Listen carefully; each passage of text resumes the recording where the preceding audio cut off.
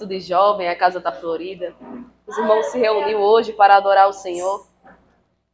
Antes de abrir a palavra, quero deixar para os jovens um versículo que se encontra no livro de Salmos. Salmos de número 145, no seu verso 9, a palavra do Senhor vai dizer assim: o que purificará o jovem o seu caminho? É uma pergunta e logo após vem a resposta: observando-o conforme a tua palavra. Ou seja, jovem, não é observando as coisas do mundo, mas é observando a palavra do Senhor. Não adianta você ter diploma do que for, se você não observar a palavra do Senhor, você não purificará o seu caminho. Mas nessa noite eu quero trazer para a igreja uma meditação. Nós vamos ser breve. Uma meditação no livro de Jeremias, no seu capítulo 29. A gente vai ler a partir do verso 10. Livro de Jeremias, capítulo 29, a partir do seu verso 10. Amém? Amém. A palavra do Senhor vai dizer assim: porque assim diz o Senhor, certamente que passados 70 anos na Babilônia, vos visitarei e cumprirei sobre vós a minha boa palavra, tornando-vos a trazer a este lugar, porque eu bem sei os pensamentos que tenho de vós, diz o Senhor, pensamento de paz e não de mal, para vos dar o fim que esperais. Então orareis a mim e ireis. Então me invocareis e ireis, e orareis a mim e eu vos ouvirei. E buscar-me-eis e me acharei quando me buscardes de todo o vosso coração. Amém, irmãos? Podemos sentar? Amém. Jeremias, profeta separado, ungido pelo Senhor, mesmo antes do seu nascimento. O Senhor já tinha designado para ele qual seria o seu ministério, a sua vocação.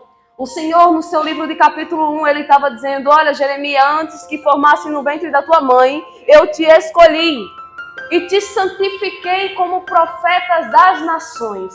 Jeremias, irmãos, ali ele já tinha o seu ministério, mesmo ele sendo da descendência sacerdotal. Mas o que me chama a atenção também é que Jeremias, mesmo sendo chamado como profeta, ele exercia também o cargo de sacerdote, intercedendo pelo povo, lamentando pelo pecado do povo de Israel.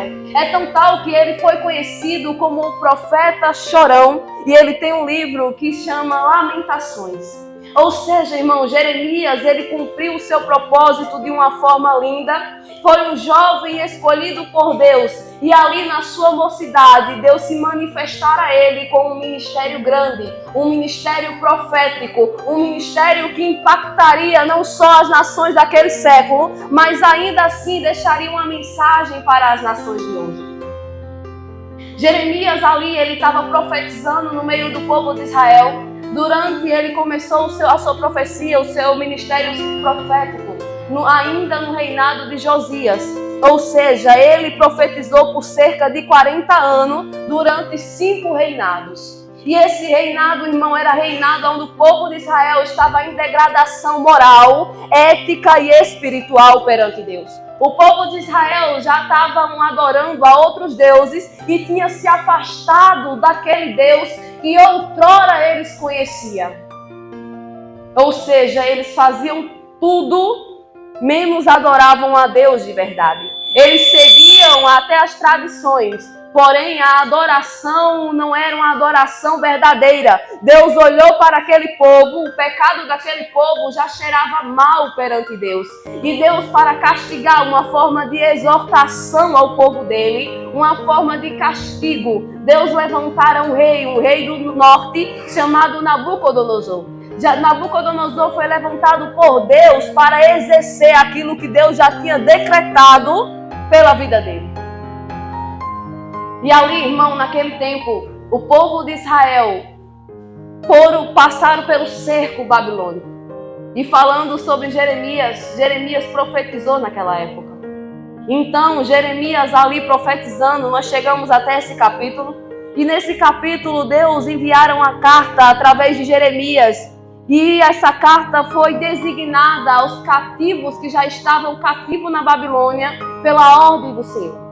O Senhor dissera àquele povo: olha, multiplicai, casai, levantai casa, dai as vossas filhas em casamento, os vossos filhos em casamento, não diminuai a vossa descendência, porém multiplicai. Porque, irmão, passados 70 anos, o Senhor ia visitar o povo de Israel. O Senhor ia visitar aquele povo que tinha uma promessa. E o que mais eu acho lindo é que mesmo o povo pecando, mesmo o povo tendo pervertido-se perante Deus, Deus ainda permanecera com a sua promessa. Deus estava dizendo, olha, eu falei, eu abençoei, então não há quem possa amaldiçoar. Porém, irmão, todo pecado tem sua consequência. E o pecado de Israel estava trazendo a consequência sobre aquele povo. No mesmo jeito é no tempo de hoje, jovens, os nossos pecados, as nossas práticas, todas elas têm consequência. No livro de Eclesiastes, o Senhor diz que a gente pode andar pelo caminho do nosso coração, mas sobre tudo o que nós fizermos, Deus nos trará a juízo. Nós estamos vivendo em uma descendência onde, em uma nação, em uma descendência, em uma geração, onde os jovens não prestam mais atenção nessa palavra, que Deus vai trazer a juízo todas as coisas que praticarmos. Se todas as vezes que nós lembrássemos, quando estivéssemos fazendo um erro, nós lembrássemos dessa palavra, a gente ia dizer, Deus vai trazer a juízo isso que eu estou fazendo. Eu posso até estar fazendo errado, mas Deus está vendo e Ele vai me cobrar. Jovem, que nós não venhamos nos degradar pelo sistema, que nós não venhamos seguir as práticas do sistema, assim como o povo de Israel naquela época seguiram profetas dissolutos, profetas que já não profetizavam mais sobre a ordem de Deus. A Bíblia vai dizer que onde Deus estava dizendo, olha Jeremias, eu não dei ordem a eles, porém eles foram correndo e profetizaram em meu nome. Eles diziam, assim diz o Senhor, sem eu mandar falar. E do mesmo jeito é do dia de hoje. Pessoas estão falando, dizendo que é da parte de Deus, sem Deus mandar falar. Ou seja, jovens, que a gente venha cada dia mais observar as Escrituras. A Bíblia vai dizer que lâmpada para os meus pés é a tua palavra e luz para o meu caminho. Ou seja, é uma lâmpada, é uma luz que não vai permitir com que eu e você se embarace por caminhos errôneos. Que eu e você tropeces por caminhos errôneos. Esse versículo é muito bonito. O Senhor estava dizendo que ia visitar o povo de Israel passados 70 anos.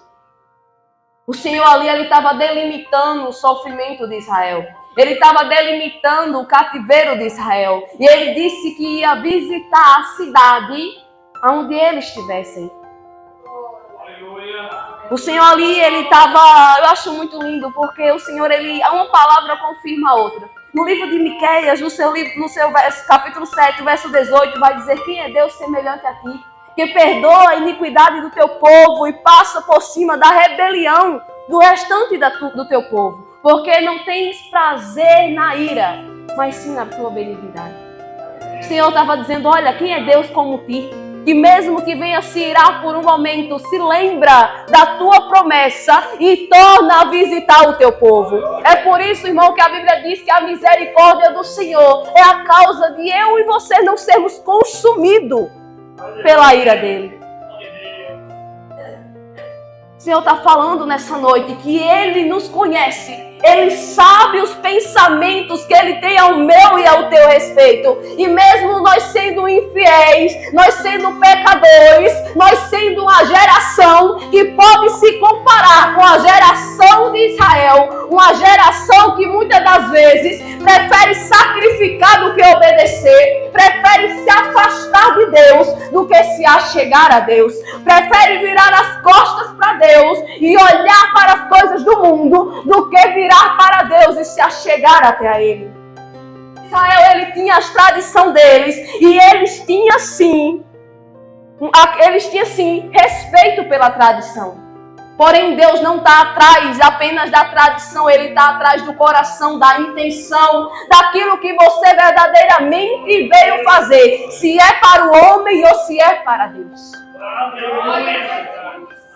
Mas o mais lindo é que o Senhor não me trouxe aqui para apontar pecado, mas Ele me trouxe aqui para dizer que Ele conhece e sabe os pensamentos que tem ao nosso respeito. E é pensamento de paz, não é de mal. É pensamento de prosperidade, não de maldição. É pensamento de te levantar, de te erguer e de te estabelecer aquilo que Ele te prometeu.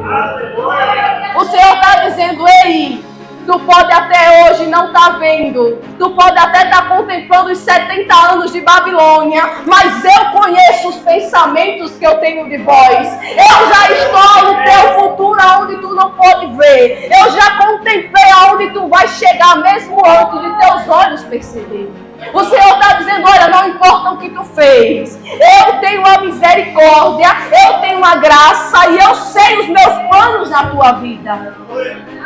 A Bíblia vai dizer no livro de Isaías, no seu capítulo 64, verso 4, que nem com os olhos, nem que desde a antiguidade não se viu, nem com o ouvido se percebeu, um Deus além de ti que trabalha, ele não dorme, ele não descansa, ele trabalha por aqueles que nele esperam. Ei, irmão, eu vim aqui dizer nessa noite que ele está trabalhando, que ele está fazendo, que ele está projetando o teu milagre. Ele conhece os pensamentos que ele tem ao meu e teu respeito. Eu vim falar de um Deus onisciente, um Deus que não erra, um Deus que ele não muda. Ele é imutável, irmão. Eu e você mudamos. Eu e você se transformamos com os passados tempos, com a nossa nova percepção de vida, com aquilo que estamos aprendendo, com a nossa maturidade. Mas o nosso Deus não, ele é imutável. Ele é onipotente, onisciente, onipresente. Ele é o mesmo de ontem, de hoje e de eternamente. E o nosso Deus é um Deus que trabalha. Deus está me impulsionando a dizer que ele não parou, que ele não virou as costas, mas que ele está esperando o meu e o teu posicionamento perante ele. Muitas das vezes, irmãos, o que falta é confiar. O que falta é esperar. Eu vim falar para uma geração de jovens que esperar é tão difícil. Falo por experiência própria. Esperar é difícil. Confiar naquilo que não se vê é difícil. Mas eu estou te convidando a viver o invisível de Deus, o improvável para a visão humana. Aquilo que muitas das vezes eu e você acha impossível. O nosso Deus é o Deus das causas impossíveis. Vim falar para jovens porque todos são, eu considero jovens, porque todos têm sonho. Todos têm aquele sonho que a gente olha e se depara, parece até que a gente está na Babilônia. A gente olha para um lado, olha para o outro e se lembra dos nossos erros e diz, cadê Deus? A gente está longe do nosso Deus? Não, mas o nosso Deus está bem perto. Ele está dizendo, olha, eu te conheço. Olha, antes de você nascer, eu te conheci. Eu te vi. Eu estava lá no teu futuro. Só um pouquinho de paciência. E o que há de vir virá. É tão difícil esperar. É tão difícil quando Deus olha e diz, olha, só um pouquinho de paciência. Ei, só espera um pouquinho, não sai da posição não. Ei, não joga tudo pra cima agora não. Eu vim aqui dizer nessa noite, ei, não desiste não. Continua mais um pouquinho. Ei, persevera mais um pouquinho.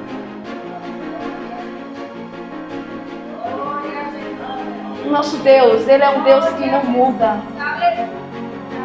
Ele é um Deus que pode passar o tempo que for. Ele ainda faz escravo virar governador.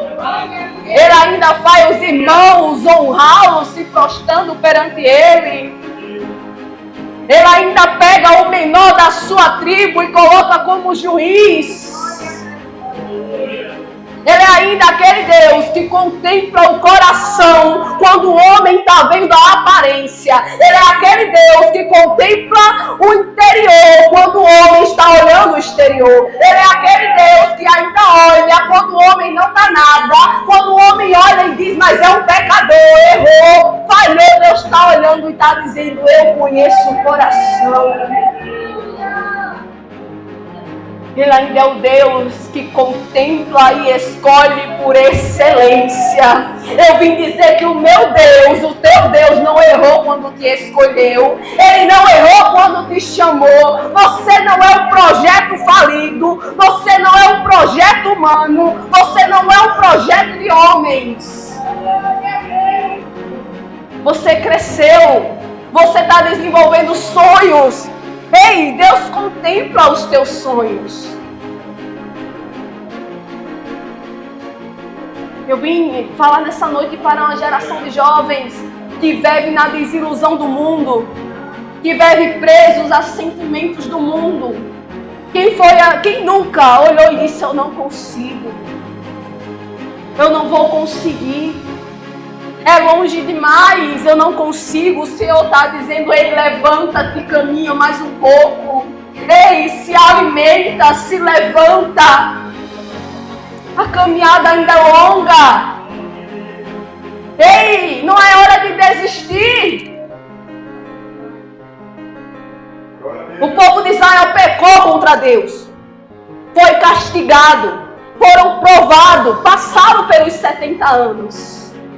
Mas quando se passou os 70 anos, chegou um Deus de promessa, um Deus que ainda cumpre na terra, um Deus que fala e a palavra não cai, um Deus que quando manda, quando dá ordem, pode ser quem for, tem que obedecer. Quando passados os 70 anos, Deus visitou o seu povo. Deus cumpriu a promessa de que visitaria o povo dele. E ele trouxe o povo, libertando do cativeiro.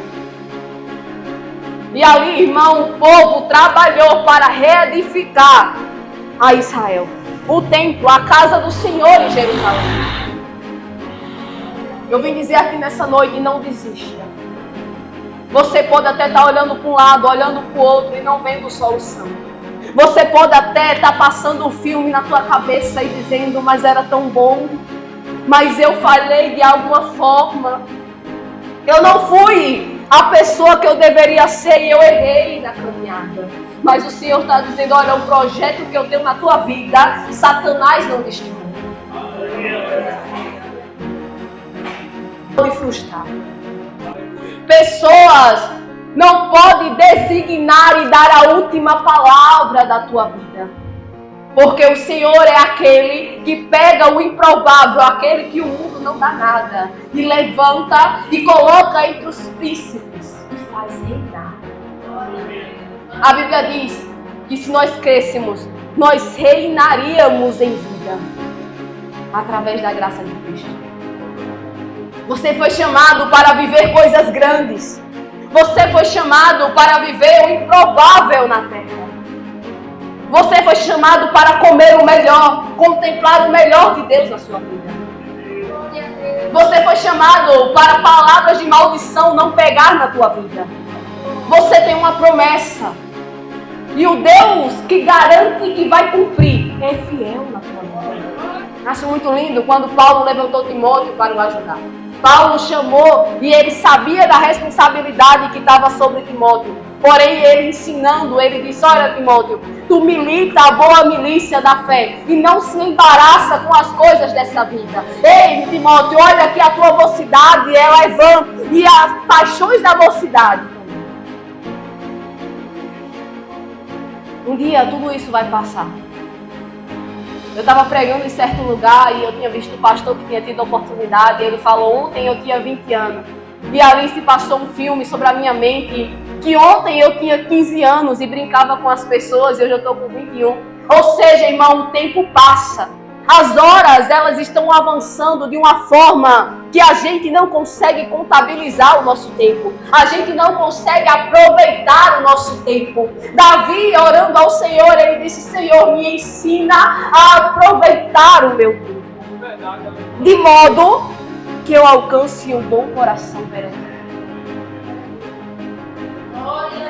Deus está nos chamando, jovem, para nos dedicar um pouquinhozinho da nossa vida, da nossa juventude. Ei, não é em vão não. Não deixa teus amigos, tuas amigas perguntarem e dizer: ah, vai para a igreja todos os dias, vou para a igreja todos os dias, porque é lá que eu aprendo. Assim como eu vou para a escola todos os dias para aprender, eu tenho uma necessidade de me reunir com os irmãos para aprender. Porque quando a gente se junta, a gente se forma um corpo de Cristo. Jeremias, ele entendeu isso. E ele viu que a juventude dele podia sim ser designada ao Senhor. Ele viu que não era inútil passar a vida dele, dedicar toda a vida dele para o Senhor. Ele passou por momentos difíceis, mas ele também passou por momentos onde ele dizia que a força dele vinha do Senhor, que a alegria dele vinha do Senhor. Ou seja, irmão, a Bíblia vai dizer que a alegria do Senhor é a nossa força. Que quando a gente está cansado, Ele renova, Ele dá vigor. Jovens, mais uma vez, não é hora de parar. O nosso Deus, Ele contempla e Ele conhece a tua vida. E Ele tem pensamentos de prosperidade, mesmo eu e você sendo infiéis muitas das vezes. A Bíblia diz que Ele permanece fiel, porque Ele não pode negar a si mesmo. O nosso Deus é um Deus de promessa, mas muito mais do que promessa, é um Deus de aliança. E Ele não quebra a aliança que Ele faz com o seu Filho. Nosso Deus, Ele não quebra a aliança com o seu povo. Ou seja, se você tem uma aliança com Deus, não desista. A única pessoa que pode quebrar essa aliança é eu e é você. A única pessoa que pode desistir da bênção é eu e é você. A única pessoa que pode se afastar do caminho é eu e é você. Porque a gente tem livre-arbítrio. O nosso Deus, Ele é educado. Ele só entra quando a gente convida. Ele só toma a direção da nossa vida quando a gente dá permissão. Ele só nos ajuda quando a gente pede ajuda. Ele não é como o inimigo das nossas almas, que não pode ver uma brecha, que ele vai logo entrando e sendo intrometido e desgastando tudo. Não. O nosso Deus, Ele é educado. Ele bate na porta, Ele espera você abrir e muito mais, Ele espera você convidá-lo para entrar. Deus quer entrar na minha e na tua vida para fazer coisas grandes. Mas muitas das vezes eu e você impede, limita o trabalhar de Deus. A gente acha que já passou tempo demais, que a gente não vai conseguir. A ansiedade toma conta do coração, a gente olha e já vai planejando tudo, pensando tudo e se frustrando antes do tempo, porque a gente não deixa, a gente não lança. A Bíblia vai dizer no livro de Filipenses, lança sobre Ele toda a vossa ansiedade, porque Ele tem cuidado de vós. Muitas das vezes eu me pego ansiosa por causa de uma prova e eu olho e digo, Senhor, me ajuda, eu não consigo.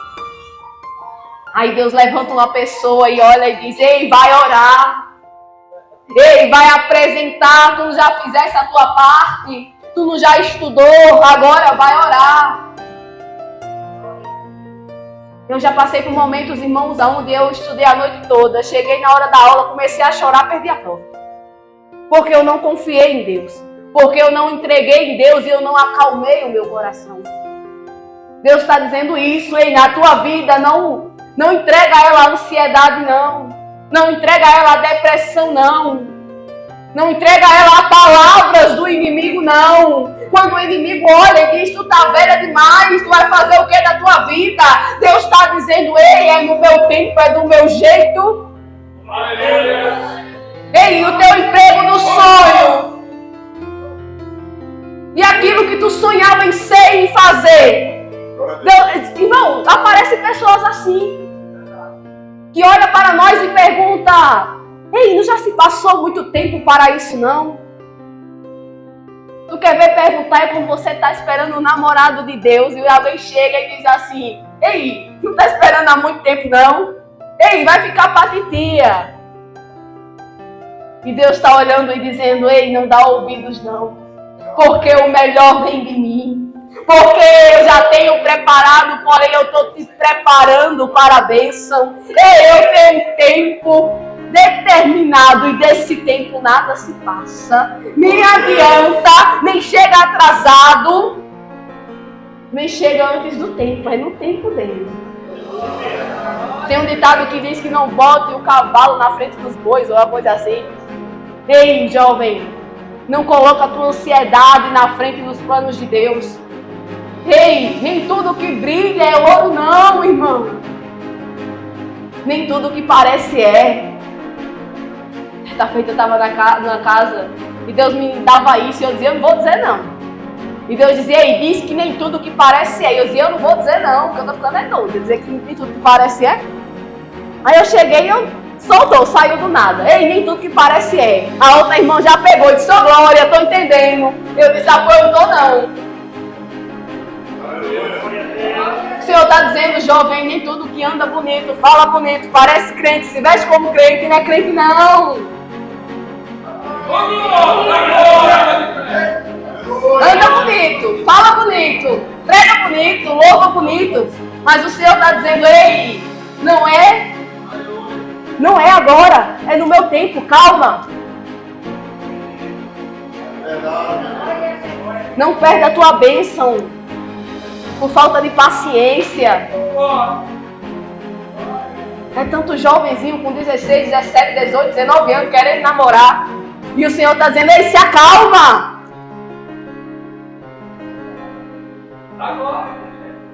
É tão difícil dar glória, né? Eu já passei por essa época, irmão. É tão difícil dar glória. A gente olha, o tempo está passando, Senhor.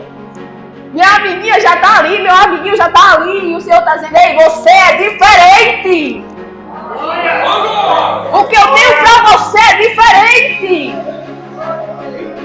Se você quiser passar na minha frente, infelizmente, você vai colher coisas dolorosas. O Senhor está dizendo, se acalma. O Senhor está falando aqui nessa noite, irmão. Se acalma. Espera. Não passa na minha frente.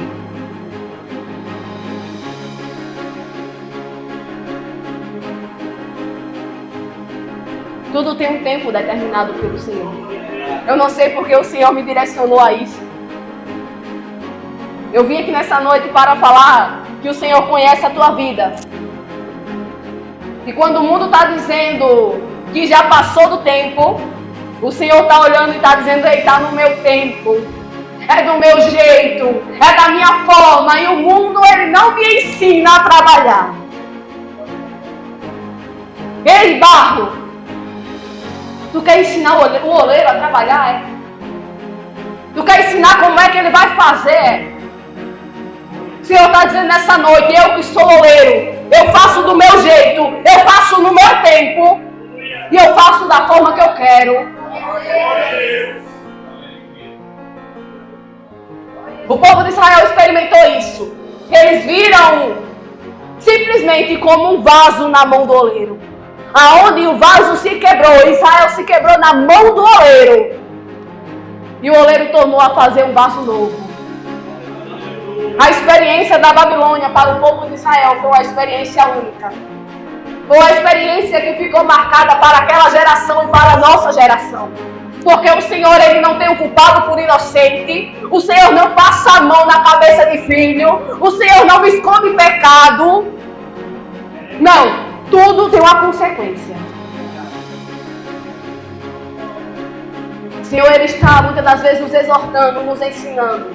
Mas a gente, como cabeça dura, não quer escutar. Irmão, eu já passei do tempo, um bocado de tempo aqui, desculpa. Eu já vou entregar o microfone. Eu sou assim, quando eu começo a falar que Deus me dá, aí vira noite. Mas eu tenho horário.